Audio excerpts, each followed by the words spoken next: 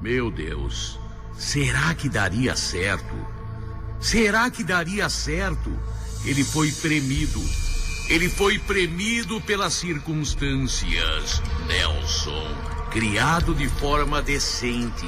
Seus pais, gente direita, honesta, religiosa, trabalhadora, batalhadora. Nelson também. Nelson nunca praticamente tinha feito nada de errado. Agora, a vida estava dando para trás para ele. Tudo estava dando errado. Nada mais dava certo. As dívidas se acumulavam. A mulher coitada, que se desdobrava também trabalhando fora. Mas não dava para pagar dívidas. A farmácia, o mercado, o açougue, a mulher que vendia isso, a mulher que vendia aquilo. Eles pediram emprestado para parentes que cobravam. Não dava. A situação era caótica. Nelson trabalhava, mas ganhava uma mixaria, uma ninharia, um minguado, um pequenino salário. Não dava. Nelson, fazer o quê? Nelson precisava. Ele precisava fazer alguma coisa. Foi numa noite. Ele estava no bar. Perto da casa dele, e contava a história dele. E um amigo dele, você pensa que é o único? Eu tô numa situação igual a essa. Eu tô até pior. Minha mulher já foi até embora. Meus filhos passaram fome e minha mulher foi embora pra casa dos pais dela e disse que não volta mais. Nelson, fazer o quê? Será que minha mulher vai embora também? Se você não der assessoria, a mulher vai embora. Vai ficar fazendo o quê ao lado de um cara que não consegue nem pôr comida dentro de casa? Foi nesta altura que surgiu a ideia. Não se sabe de onde ela veio. Não se sabe quem a teve, se Nelson, se o amigo dele. E se a gente desse um golpe? E se a gente fizesse um assalto? Um assalto? É um só. A gente faz um assalto, a gente não tem nem arma. A gente arruma. Tem tanto assalto por aí, a polícia não descobre nada. Tem tanta coisa que acontece. A gente bola um negócio aí, não precisa ser negócio aí grande. Não precisa ser muito grande. Uns 5, 6 pau aí resolve a situação. 5, 6 mil resolveria a situação dos dois. Mas e a arma? A gente fala com o Pulguinha. Pulguinha é um bandidinho, um menor de idade, bandidinho do bairro.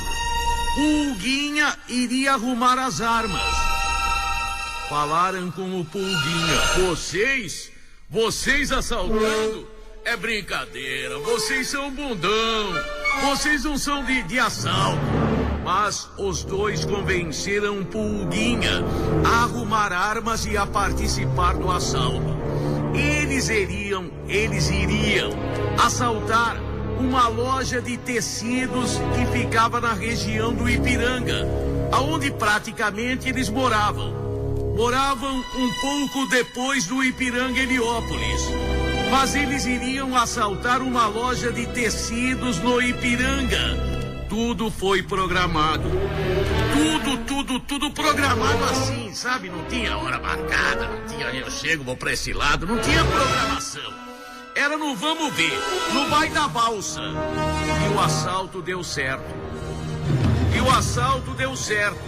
Eles pegaram 9 mil reais.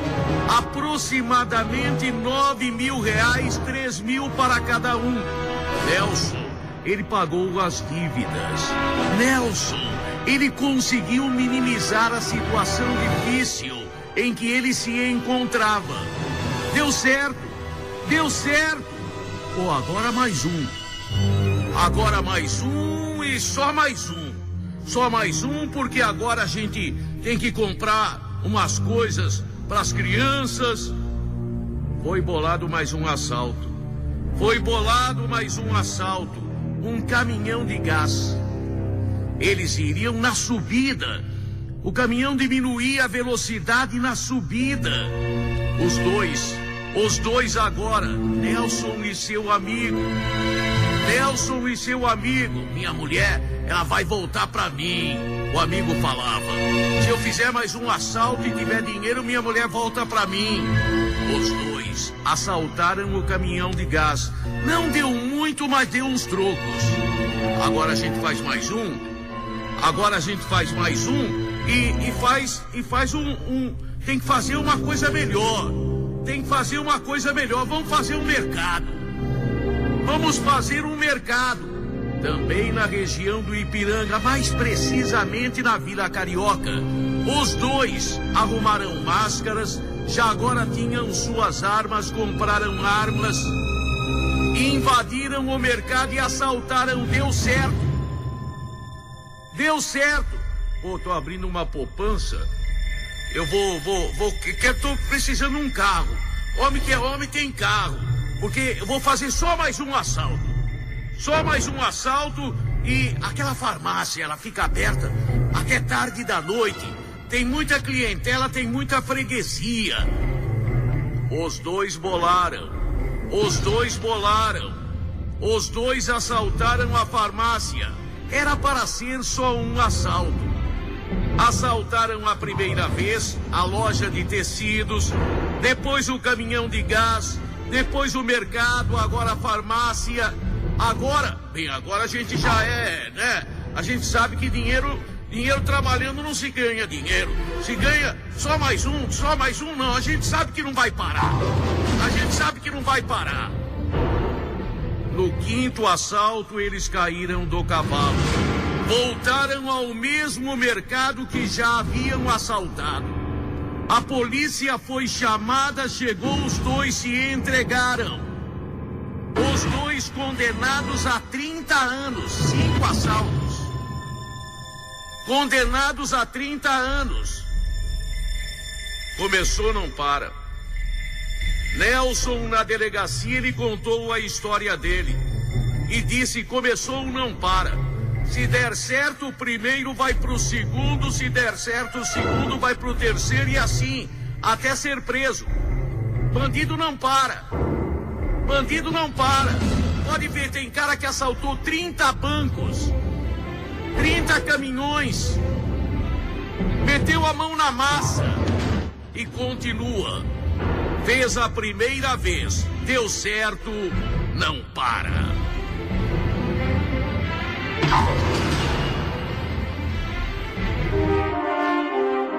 Na Record, você ouve Gil Gomes. Na Record, você ouve Gil Gomes, o maior contador de histórias do rádio brasileiro. Neuza era uma excelente dona de casa. Casada pela segunda vez, casada com Eduardo, se dava muito bem com ele. A casa dela brilhava, parecia um espelho. Neuza morava numa modesta habitação, numa modesta casa, na região norte de São Paulo, na região da Casa Verde, Cachoeirinha. Neuza, ela vivia muito bem, estava vivendo um momento felicíssimo de sua vida, depois de um casamento fracassado, depois de uma separação cheia de problemas. Ela conheceu Eduardo e agora vivia bem. Neuza não trabalhava fora. Neuza ficava o dia inteiro cuidando da roupa, da casa, do fogão, da comida. Neuza, uma perfeita dona de casa. Eduardo também estava feliz. Parede e meia com ela. Vizinho de parede com ela morava Osvaldo. Osvaldo era um senhor de 50 anos de idade. Quando Neuza e Eduardo mudaram para lá, Osvaldo já morava. E a região, os vizinhos, a região conhecia a sua história. Os vizinhos conheciam a história dele. Osvaldo era um homem pacato, sossegado, foi casado, perdeu a mulher, adoentou. Depois que a mulher morreu, ele ficou doente e estava no caixa. Depois que sua mulher faleceu, Osvaldo nunca mais foi o mesmo. Ele se deu muito bem com a mulher que pegou uma doença fatal. Em pouco tempo foi consumida por ela e Osvaldo era viúvo. Um viúvo triste. Sabe, viúvo triste? A pessoa que você olha para ela e diz, esta pessoa é triste. Osvaldo, ele trazia tristeza no seu rosto, no seu semblante. Dona Neuza, a nova vizinha, Dona Neuza, casada com Eduardo, Dona Neuza que vivia um momento de intensa felicidade e relacionamento bom e novo. Ela ficou com pena do vizinho. Quando ela ficou sabendo da história, quando ela ficou sabendo da viuvez de Osvaldo, da doença dele, ele nunca se recuperou. Entrou no caixa, recebia auxílio doença, estava sempre triste, cara de choroso, ele mesmo arrumava a casa dele. Dona Neuza, foi ela que puxou conversa com Osvaldo. Seu Osvaldo, se o senhor precisar de alguma coisa, pode contar com a gente. A vida é triste, né, dona? A senhora que é feliz, vive cantando. Osvaldo, ele dizia que Neuza que era feliz, vivia cantando e realmente, Neuza vivia cantando. A sua comida é muito cheirosa. O senhor quer um pouquinho? O senhor quer? Quem cozinha para o senhor? Não, eu mesmo faço alguma coisa. Olha, hoje eu preparei uma carne assada. Quer um pedaço? Eu quero. E ela mandou um pratinho, coisa de vizinho. Seu Osvaldo, eu preparei um bolo aqui espetacular. Eu preparei um bolo que tá uma delícia. Tô mandando um pedaço pro senhor. Olha, fiz um... Depois devolve o pratinho, tá? Depois devolve o pratinho. E assim Neuza travou o relacionamento com o triste vizinho. Osvaldo agora estava mais alegre. Osvaldo, ele ia para o portão, conversava com Neuza, elogiava. A senhora está muito bonita. Muito obrigado. A senhora está muito cheirosa hoje. Que perfume a senhora passou? Eu passei um perfume que meu marido me deu. Seu marido deve ser muito feliz. Ele não é que nem o senhor, seu Osvaldo. Ele não repara nessas coisas. Coisa comum de vizinho. Mas o que você pensou aconteceu. Osvaldo, de repente, confundiu as coisas. O vizinho confundiu pena com interesse. Dona Neuza tinha pena do vizinho. Dona Neuza queria transformar Osvaldo num homem mais alegre, mas sem nenhum interesse. Nenhum interesse sexual, nenhum. Interesse amoroso, nenhum. Era um interesse humanitário, só humanitário.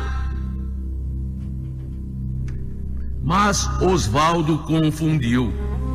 Osvaldo começou a pensar que a vizinha gostava dele.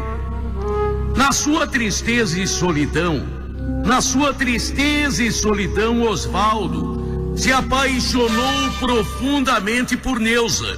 E via, por exemplo, a Neuza, ela gostava de cantar. Então ia, eu te amo. Ele pensava que é para ele. Ele pensava que a mensagem era para ele. Qualquer coisa que ela dizia, fazia, ele já imaginava que ela estava dando uma dica para ele. Osvaldo, um homem doente, mentalmente perturbado, e ele confundiu completa e totalmente as coisas. Dona Neuza ela continuou mandando pratinhos de doces, salgadinhos. O marido sabia, lógico, Eduardo. Poxa, o vizinho aí é legal, ele gosta de você, mas ninguém imaginou que Osvaldo tinha confundido as coisas. Ninguém sabia o que se passava na cabeça de Osvaldo. Osvaldo começou a adorar Neuza e, consequentemente, a odiar o novo marido dela.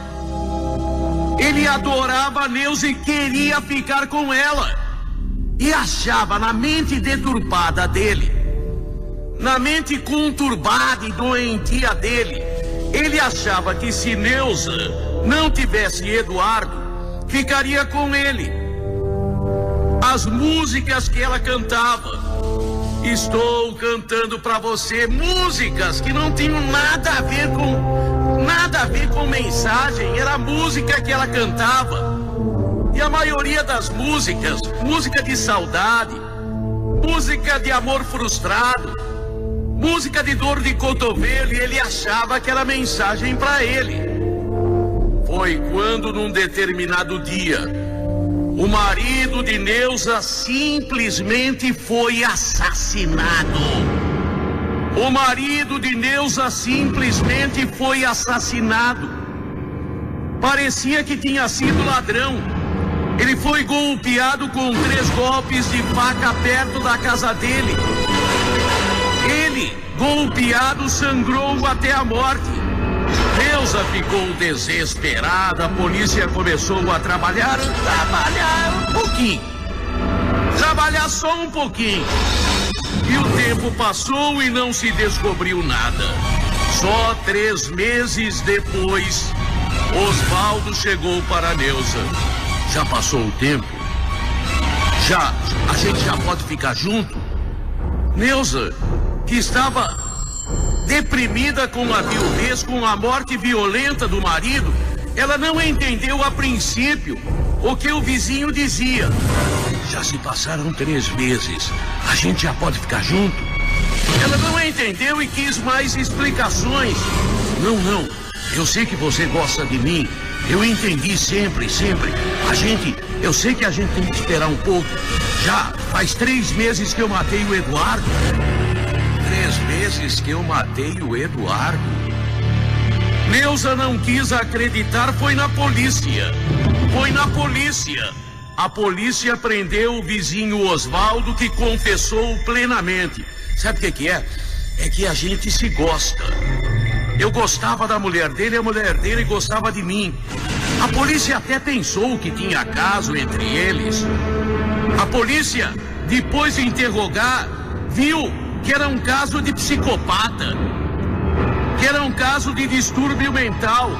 Osvaldo colocou na cabeça que Neuza, que era gentil com ele, gostava dele. Foi ele que matou o marido dela. Foi ele que assassinou o marido, pensando que ela queria isso. Pensando que ela o amava e iria ficar com ele. Está no manicômio judiciário Osvaldo. Neuza sumiu. Foi ser gentil. Tem muita gente que confunde as coisas, mesmo não sendo louco. Imagina sendo louco.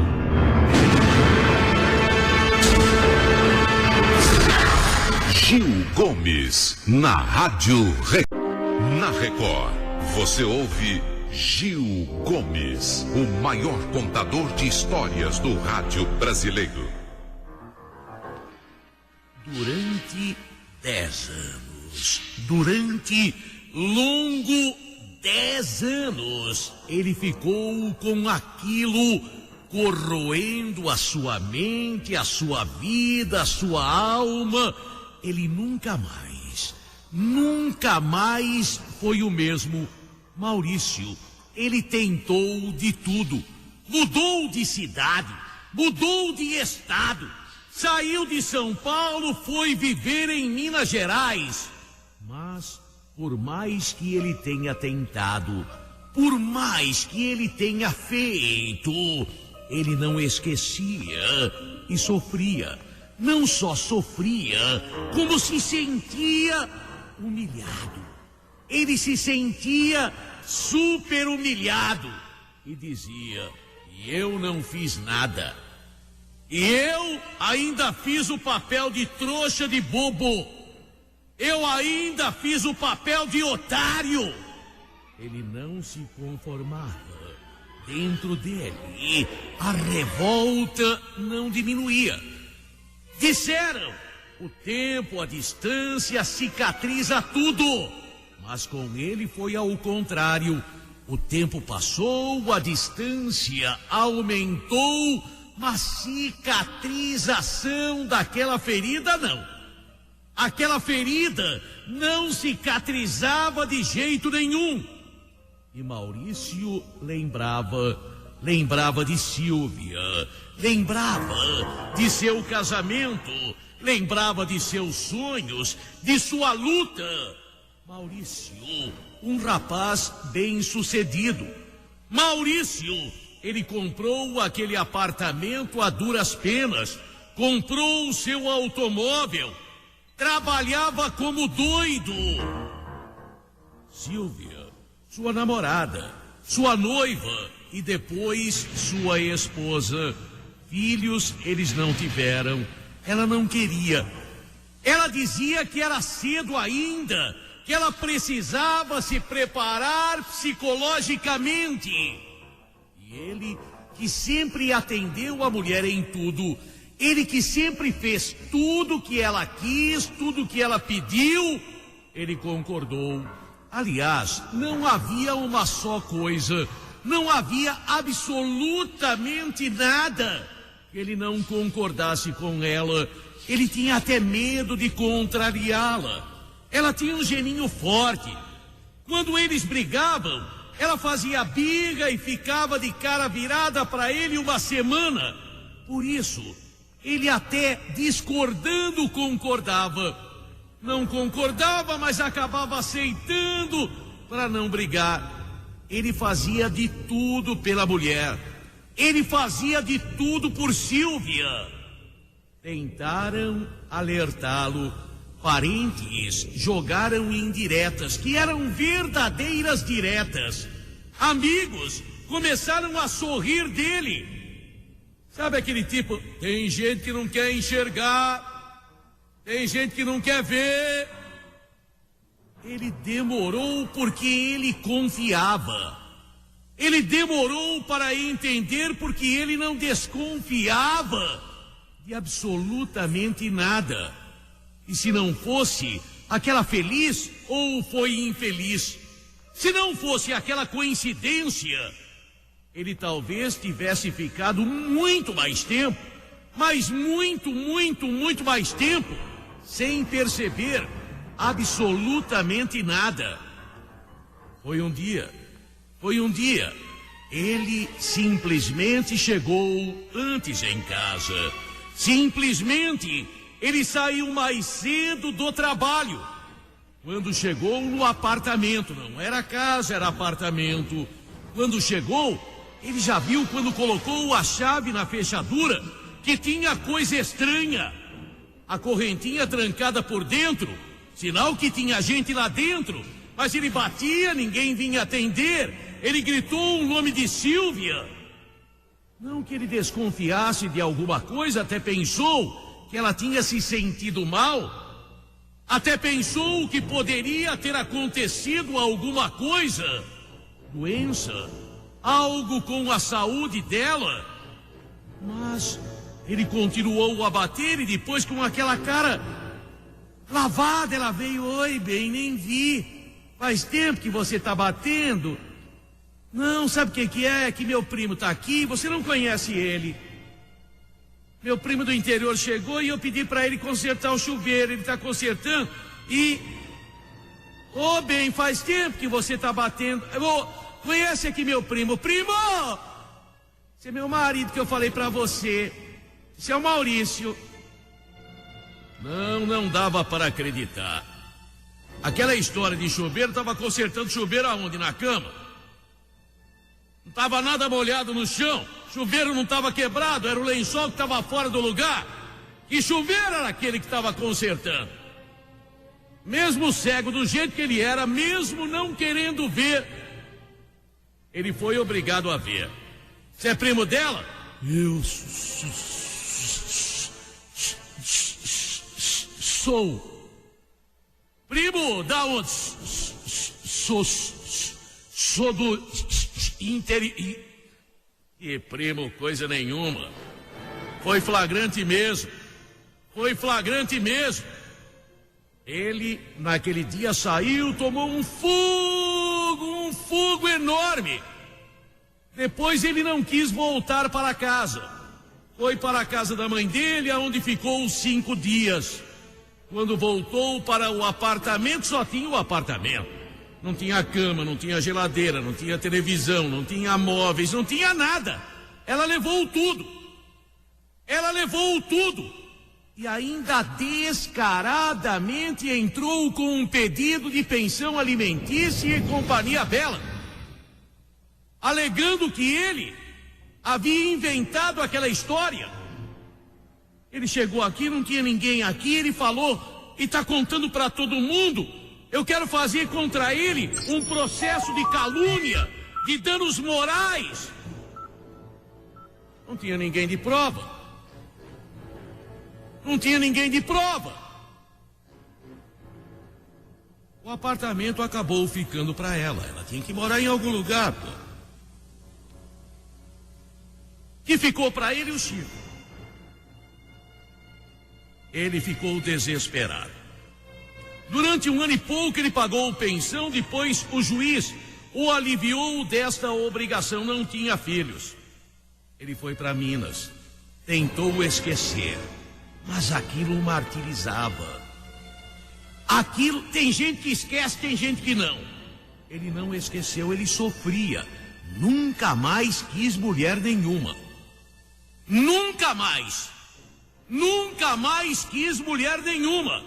Todas as mulheres lembravam a dele, a Sílvia. Dele, não era dele. Todas lembravam a traição de Sílvia. Ele nem para São Paulo vinha, morando em Belo Horizonte. Ele trabalhando por conta. Perdeu o contato com todo mundo. E ela, Sílvia, continuou a morar em São Paulo no mesmo apartamento.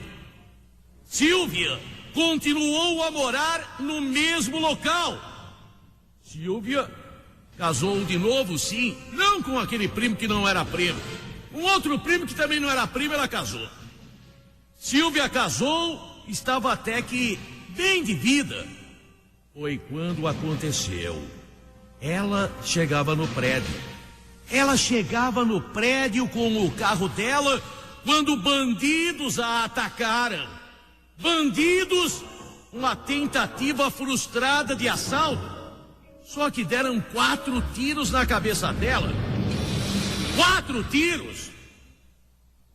Ela morreu. Agora, o crime era totalmente misterioso.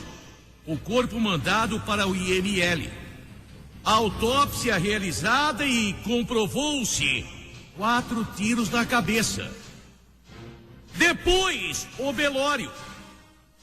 E no velório, quem é que apareceu?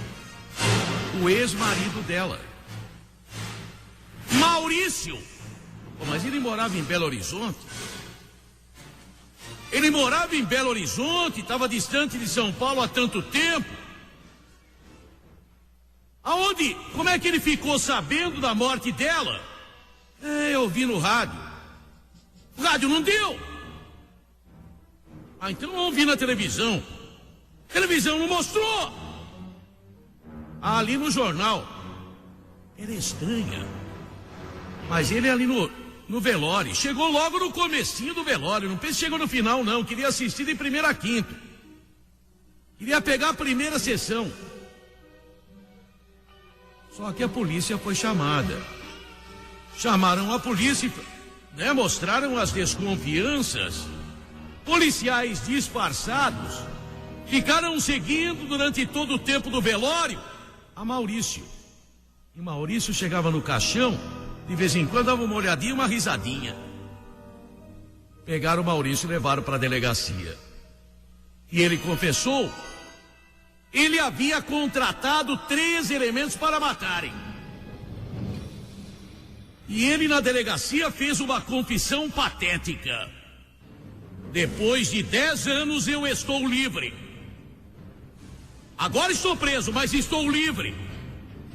Porque durante 10 anos que durou, desde que eu a peguei com o tal primo, eu estava preso a coisas que vocês não são capazes de entender. Me sentia preso. Agora estou preso, pode me prender. Fui eu que mandei. O nome dos caras não sei, fui eu que mandei. Paguei, mas estou livre. Estou livre. Eu não esqueci. E ela pagou por aquilo que fez. Estou livre, estou preso. Graças a Deus eu estou livre. Gil Gomes, na Rádio Record. Na Record, você ouve Gil Gomes, o maior contador de histórias do rádio brasileiro. No mundo do crime, ele era super respeitado. Afinal de contas, seu planejamento, sua maneira de planificar, de planejar, de levantar, de fazer, era sinônimo de sucesso. Marão, o seu apelido. Magrão. Quantas vezes ele tinha assaltado, quantas e quantas vezes ele tinha realizado assaltos gigantescos. Magrão, há mais de 10 anos planificava um golpe ou 2 no máximo por ano. E estes golpes não davam chabu, porque Magrão fazia tudo com antecedência. Magrão levantava tintim por tintim de tudo. Escolhia a dedo seus parceiros, escolhia a dedo as suas vítimas. E tudo era previsto, até o que poderia acontecer, até o imprevisto era previsto. Tudo era estudado, tudo era ensaiado, planificado.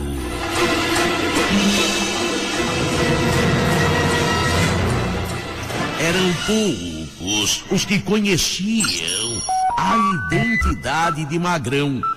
Eram pouquíssimos. O nome dele era conhecido.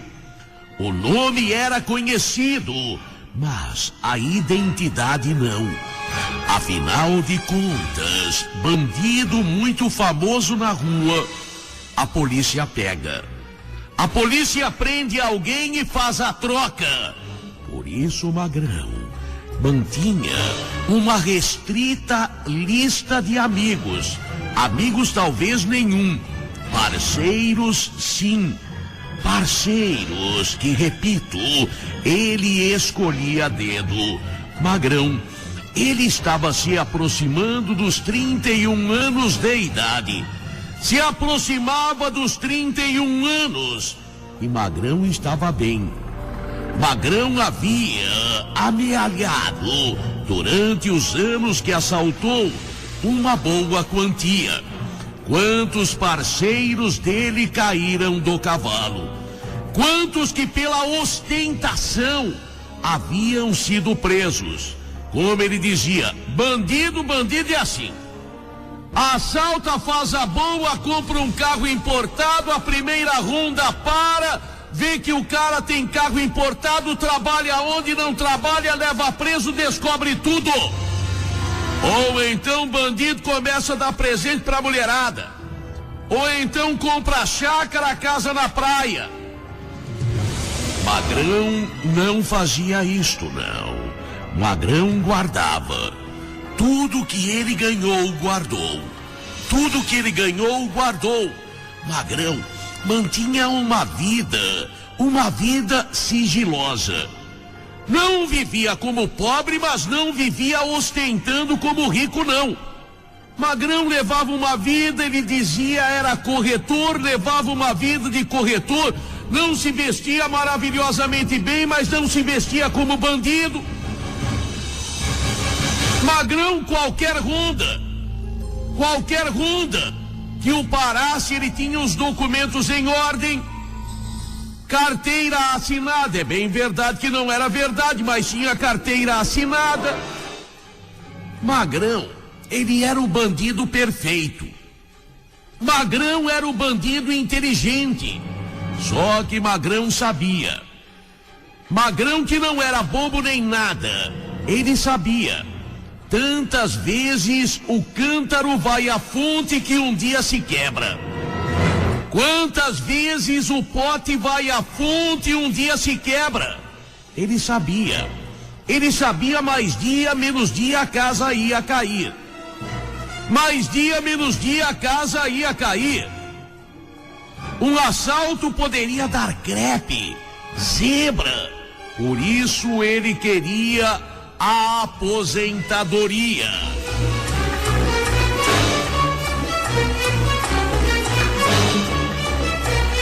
Magrão, ele tinha tudo planificado. Ele faria a boa. Ele estudou freneticamente. Durante meses, ele ficou procurando a boa. Durante meses, ele ficou procurando aquele assalto que daria a ele a tranquilidade para o resto da vida. Se não para o resto da vida, mas pelo menos para 10, 15 anos.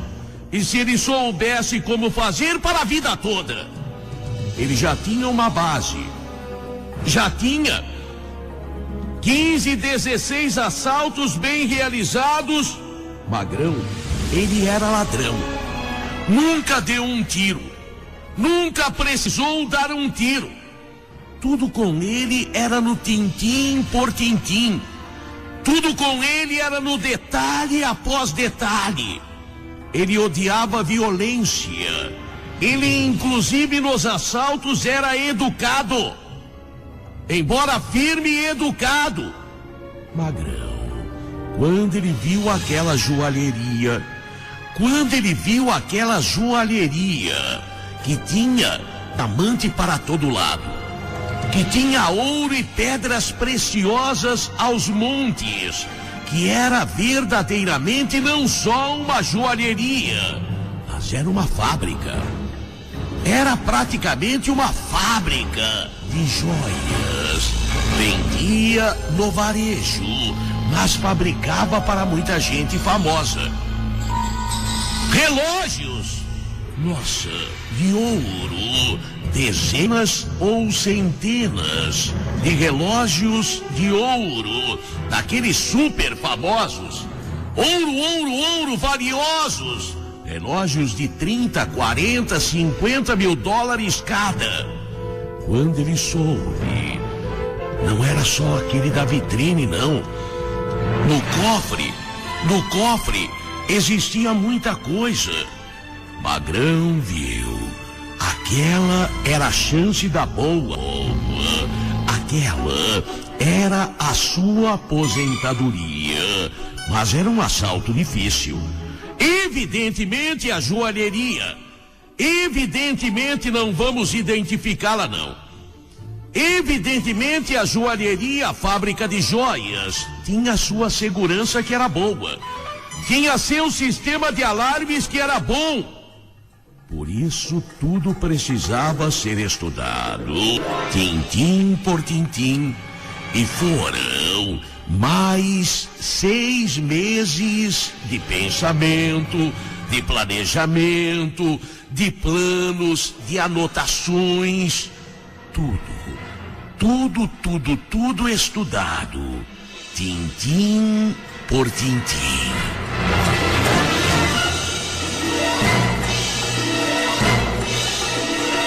ele sabia religiosamente o horário de todos os funcionários.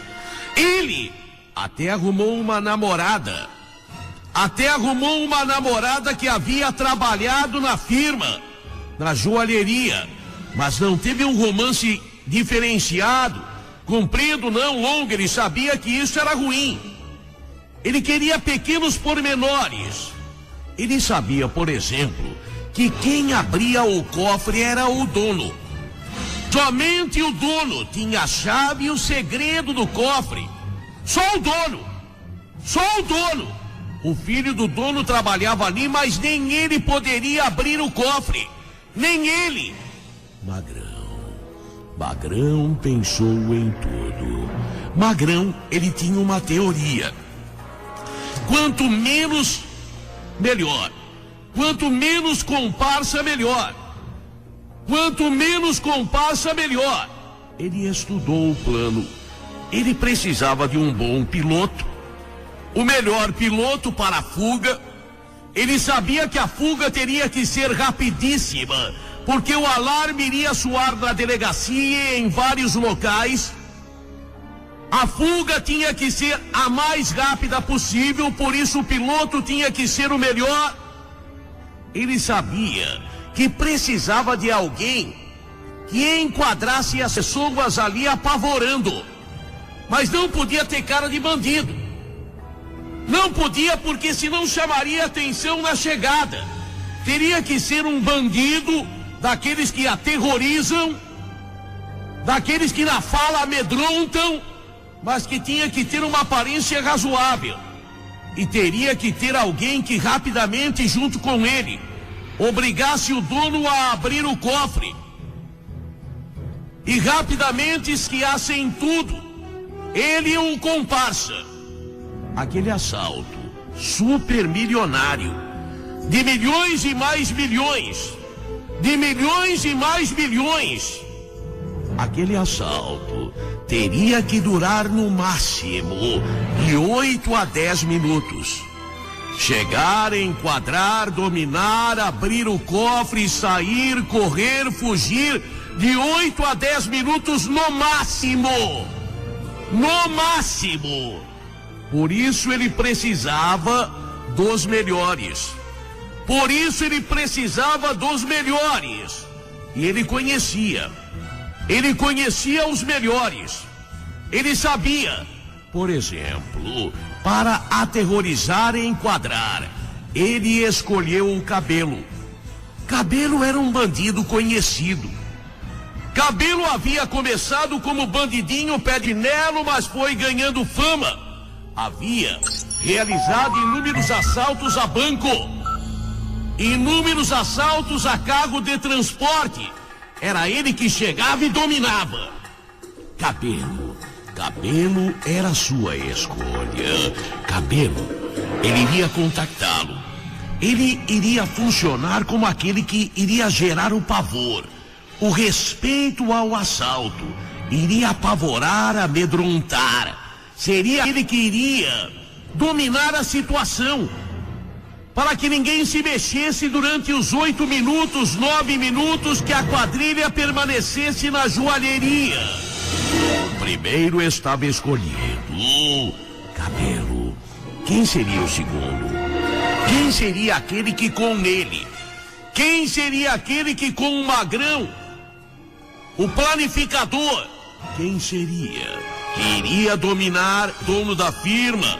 Teria que ser alguém que entendesse de cofre, para ver se o dono não enrolava. Na hora de abrir, se não tinha um alarme. O Sombra era famoso.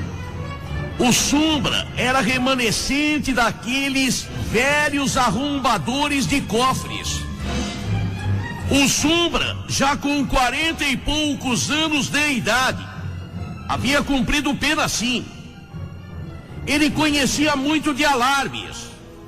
Magrão iria contactar o Sombra. Ele não conhecia nem o Cabelo nem o Sombra. Ele conhecia de nome. Ele não sabia onde morava o Cabelo nem o Sombra. Consequentemente, eles também não sabiam aonde Magrão morava. Isso era essencial. Aliás, é a maneira das grandes quadrilhas. Ninguém sabe aonde o outro mora nem o nome completo, porque se preso não pode contar à polícia. Agora precisava do definitivo homem, o piloto. Aquele que era piloto mesmo, aquele que, se a polícia saísse em perseguição, teria sangue frio e capacidade suficiente para fugir de qualquer perseguição. O Fabinho. Fabinho era famoso. Fabinho era famoso. Fabinho havia sido até corredor de automóveis. Não famoso, nem perto disso. Havia tentado. Só que Fabinho não deu sorte nas carreiras de automóvel. Fabinho, uma vez num racha, havia atropelado uma pessoa. Foi pego, foi preso. Fabinho, mas ele era bom. Fabinho num carro como piloto não tinha igual. Não tinha igual. O planejamento, um ano todo de planejamento. Agora ele contacta com o Cabelo. Agora ele contacta com o Sombra. Ele contacta com o Fabinho. Eles marcam um encontro num hotel do centro de São Paulo, como fazem as grandes quadrilhas. Cada um se hospeda separadamente. O planejamento, tudo certinho. Não podia dar errado. Não podia dar errado. Foram várias e várias reuniões.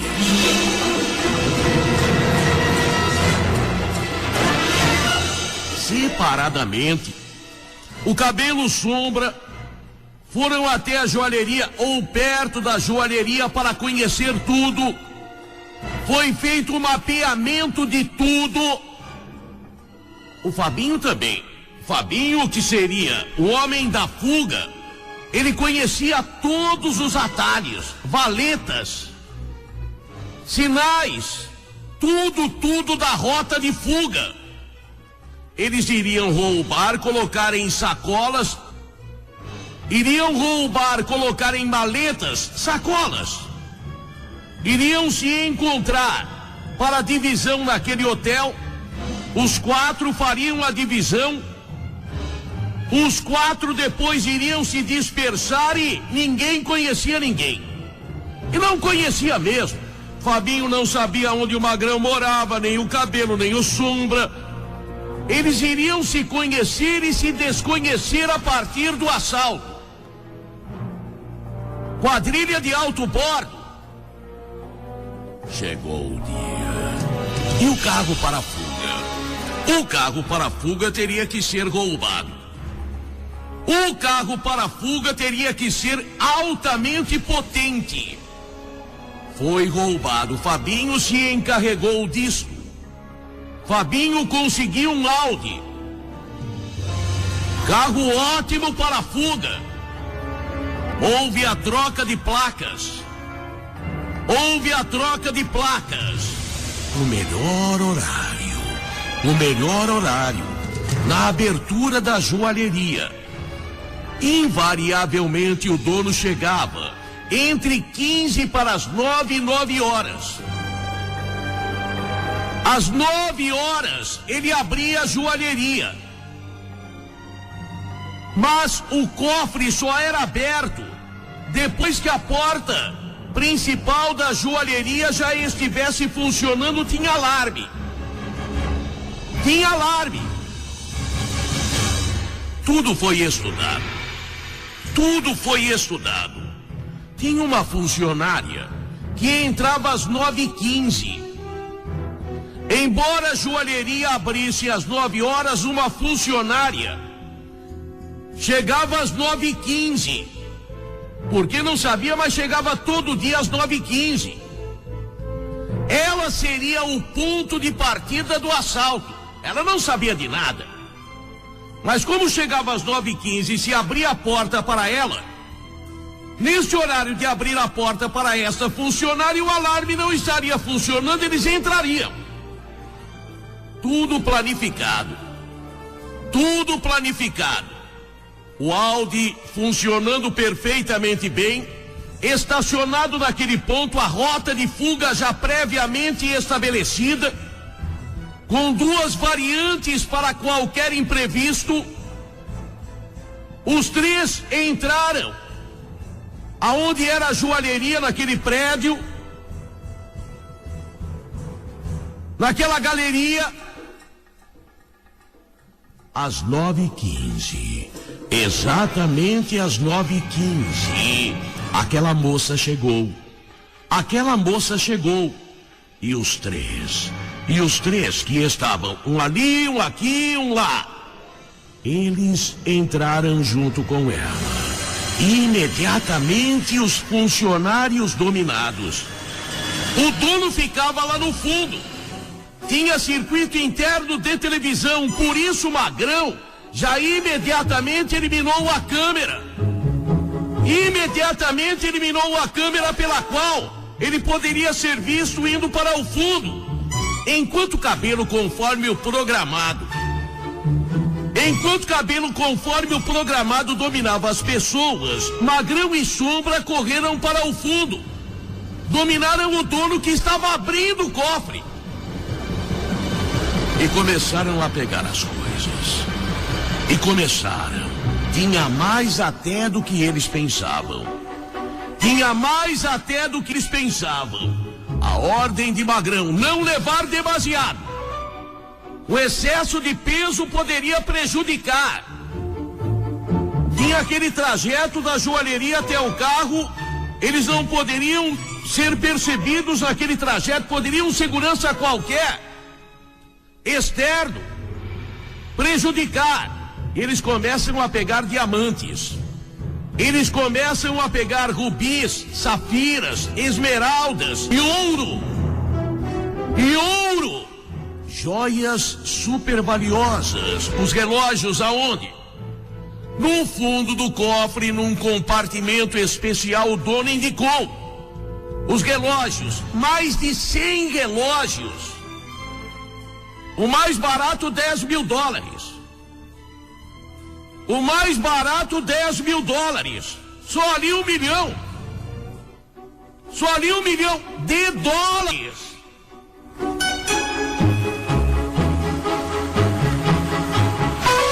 Minutos.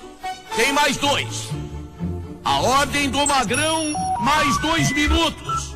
O Sombra, ele procurava as melhores coisas. O dono apavorado. Enquanto isso, na frente, o Cabelo segurava todo mundo e evitava que alguém tocasse algum alarme secreto. 7 minutos. 7 minutos. Mais 1 minuto. Mais 1 minuto. Trancaram o dono num banheiro. Não no banheiro principal, porque poderia ter alarme. Trancaram em outro. 8 minutos. Deu tudo certo. Agora a fuga. 8 minutos. 8 minutos e 10. 8 minutos e 15. Eles com a sacola. As sacolas eram 3. Correram para frente, o Cabelo amedrontou. Se alguém se mexer em 2 minutos, a gente vai matar. Tá vendo aquele cara? Ele indicou, não tinha ninguém. Ele tá vigiando. 2 minutos para qualquer pessoa gritar. Eles tinham 2 minutos para chegarem na frente, conforme o programado, pegarem com o Fabinho o auto e ir embora.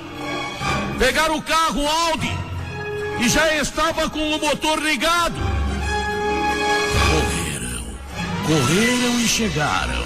O assalto demorou 9 minutos e 55 segundos. Deu certo! O Aldi parte em velocidade. O Aldi parte em velocidade. Parou. O que aconteceu? Uma sirene denunciava a chegada de uma viatura, de 2, de 3, de 4. O Aldi foi cercado. Não teve reação. Os 4 foram presos. Tudo foi previsto. Mas um erro infantil aconteceu. Fabinho, o grande piloto. Fabinho, o rei da fuga. Fabinho, o piloto escolhido a dedo. Esqueceu de pôr gasolina no Aldi.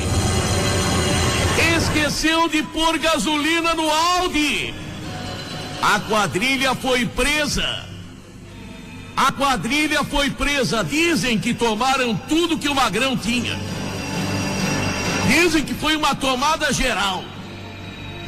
Tomaram tudo que ele tinha guardado.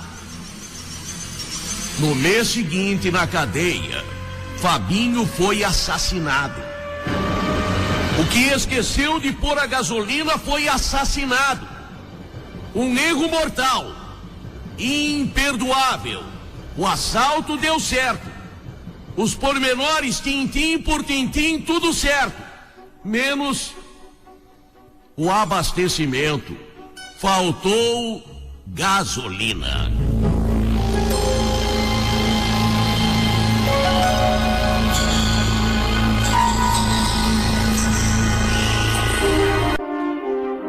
Na Record, você ouve Gil Gomes, o maior contador de histórias do rádio brasileiro.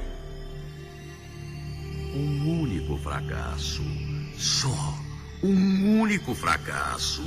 Inácio, homem decidido. Inácio, homem de sucesso.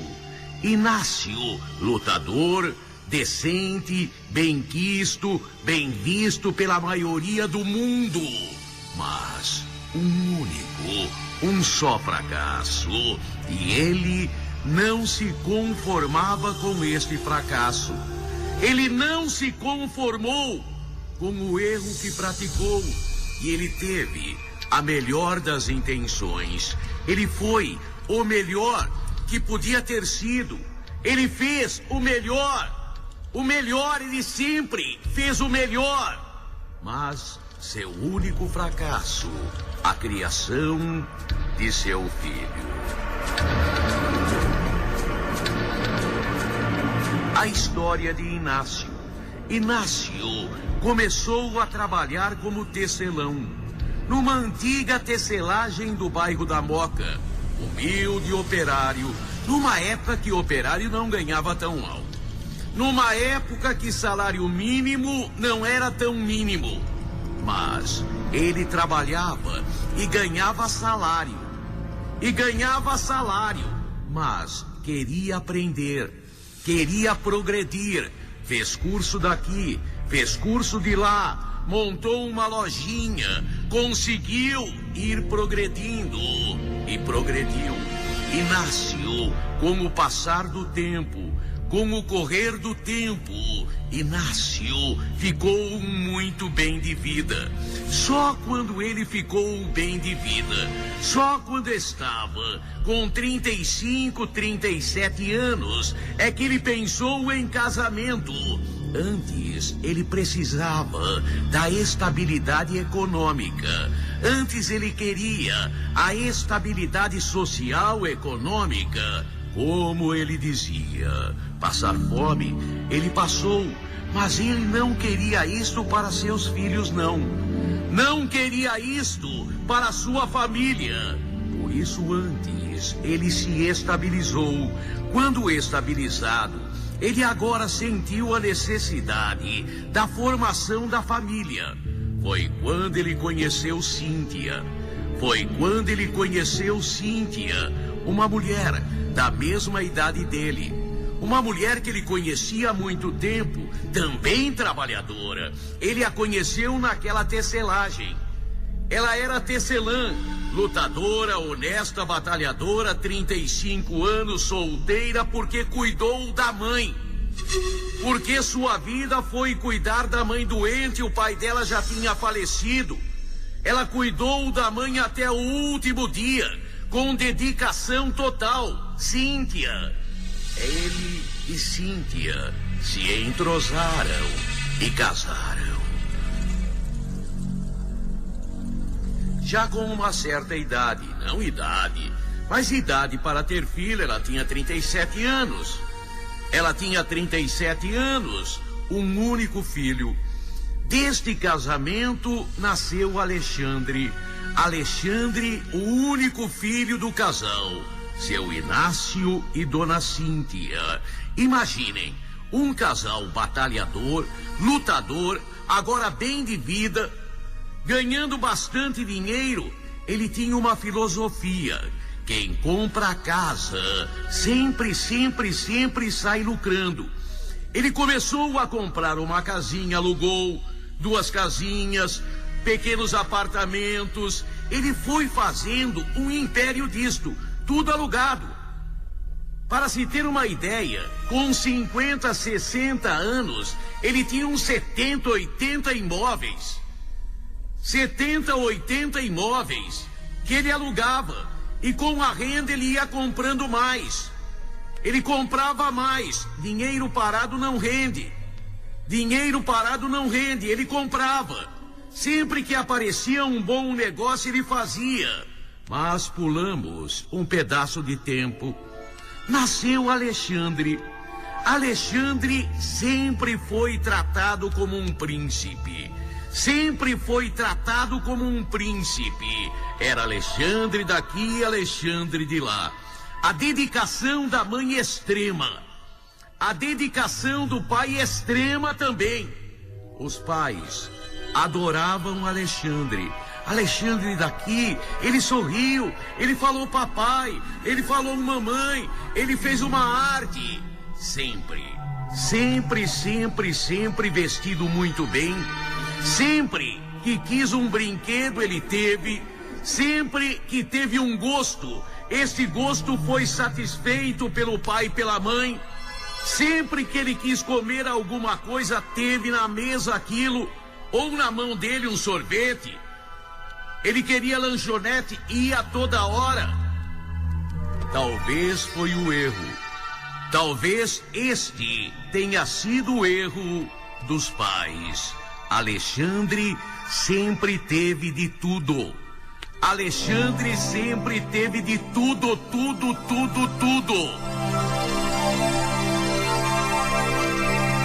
Uma fatalidade na vida. Uma fatalidade na vida. Com 45 anos, a mãe adoeceu.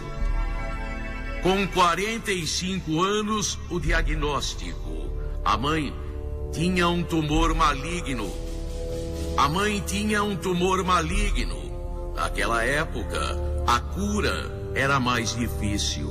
Naquela época, a tentativa da cura era custosa, mas tudo foi feito e não adiantou. Com 45, 46 anos, Cíntia morreu. Dona Cíntia morreu para desespero de Inácio. Inácio agora como filho. Inácio agora, o menino 9, 10 anos, talvez nem isto, talvez 8 anos, entre 8 e 10 anos tinha o menino quando a mãe morreu. E ele, o pai agora, se jogava na criação do filho. Meu filho vai ter tudo, e teve. Os melhores colégios, as melhores roupas, os melhores empregados, as melhores tudo. Tudo, viagem, passeio, diversão, lazer, roupa, escola, tudo, alimentação, tudo de primeira categoria, de primeira qualidade. Alexandre era birrento, sempre foi birrento, Sempre foi um filho que não reconhecia o que o pai fazia. Com 14 anos, ele enfrentava o pai. Respondia. Inácio não era mole, mas com o filho era. Com o filho ficou um mole. Com 18 anos, ele, Alexandre, era viciado em drogas. Nunca arrumou um trabalho. Nunca arrumou um único trabalho. Nunca trabalhou um dia na vida. O pai o colocou em uma de suas lojas. Ele roubou. Ele ficou com o dinheiro e disse para o pai: pai, eu peguei o dinheiro, não nasci para trabalhar. Já tenho o suficiente quando você morrer. Eu já tenho o suficiente para viver 10 vidas.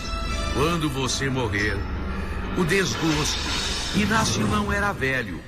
Inácio tinha 65, 66 anos de idade, mas uma vida de trabalho.